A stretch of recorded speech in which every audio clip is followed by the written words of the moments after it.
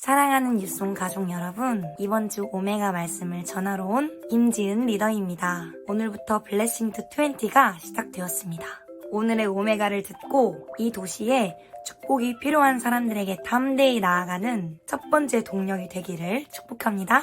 어느 마을에 개구리들이 모여 살고 있었어요. 그런데 그 개구리들에게는 한 가지 소원이 있었습니다. 새들처럼 하늘을 한번 훨훨 날아보는 것이었어요. 가장 호기심 많은 개구리가 독수리를 찾아가 사정했어요. 나도 너처럼 멋있게 하늘을 날고 싶어. 너의 다리를 붙잡고 한 번만 날게 해주면 안 돼? 독수리는 개구리의 요청을 받아들였어요. 드디어 개구리는 독수리의 다리를 붙잡고 꿈에 그리던 하늘로 날아올랐어요. 위에서 내려다보는 세상 풍경은 환상적이었습니다.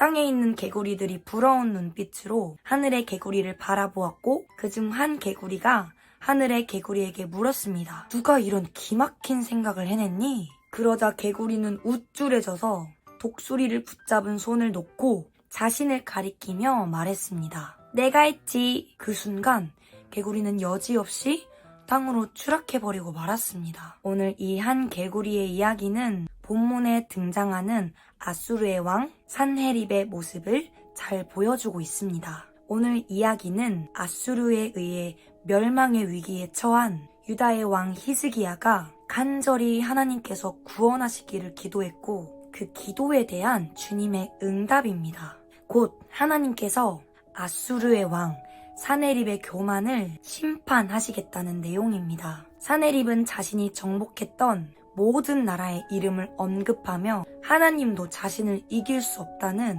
망언을 했습니다. 또 산헤립이 수많은 병거를 이끌고 어디를 갔다고 하나요? 해발 고도 4,000m에 이르는 레바논 산들의 꼭대기는 물론이요, 깊은 골짜기까지 들어갔다고 말합니다. 자기 군대를 누구도 막아내지 못했던 그 사실을 강조하려는 말 같습니다. 그는 이 정도로 어깨가 한껏 올라가 있었습니다. 25절 하반절에서는 애굽까지 정복하겠다고 말하죠. 군사들의 발로 애굽의 모든 강물을 말려버리겠다 라고까지 말했습니다. 대체 그는 어디서 이런 자신감을 얻은 것일까요? 그는 그동안 계속되는 전쟁에서 패한 적이 없었습니다. 이렇게 연이은 승리로 주님보다 자신을 더 높이는 교만에 빠지고 말았습니다. 그런데 산헤립 왕이 놓치고 있었던 한 가지 핵심이 있었습니다. 초반에 나눴던 교만하여 스스로 손을 놓아버린 개구리처럼 산헤립 또한 자신의 승리와 영광에 도취되어 하나님 앞에서 자기의 손을 스스로 놓아버린 것입니다. 그리고 그 결과 29절은 그의 오만에 대한 처벌이 선고됩니다. 갈고리로 코를 꿰며 자갈을 입에 물리는 것은 사람에게 하는 것이 아니죠. 이는 그가 자의가 아닌 강제로 끌려가게 된다는 말씀입니다. 이 말씀 그대로 교만했던 산헤립 군대는 하룻밤 사이에 다 송장으로 변해버렸습니다. 저는 서울에 올라오기 전 부산에서 10년 동안 개척교회를 섬겼습니다. 성도가 30명 정도 되고 청년들 5, 6명 정도 남아있는 시골의 작은 교회였습니다. 저는 그 교회에서 10년 동안 찬양 인도로 섬기면서 회장도 섬기고 어르신들도 섬기고 각종 성탄절이나 스승의 날 행사들이 있으면 도맡아 하곤 했습니다.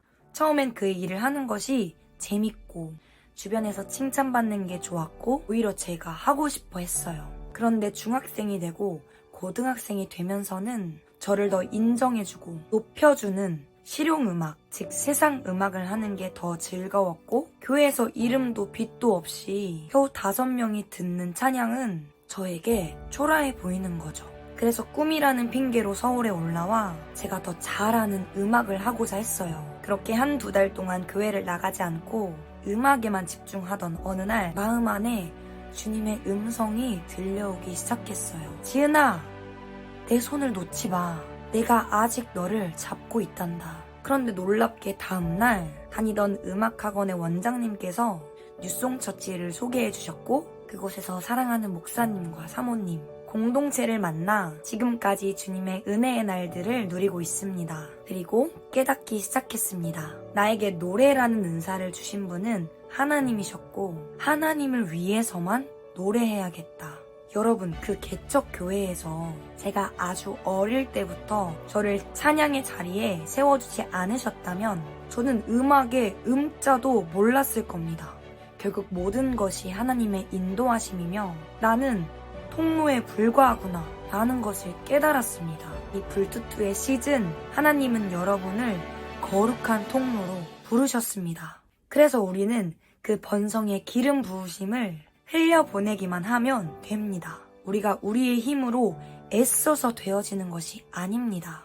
그저 하나님만 의지하면 됩니다. 특별히 이 홍대 거리에 과거의 저처럼 주님의 손을 놓고 자신의 영광을 채우기 위해 방황하는 수많은 청년들이 분명히 있을 것입니다. 아니, 너무 많을 것입니다. 그런 한 사람을 전도하고 살려서 하나님 나라에 동참시키는 전도의 불이 일어나기를 축복합니다. 안녕!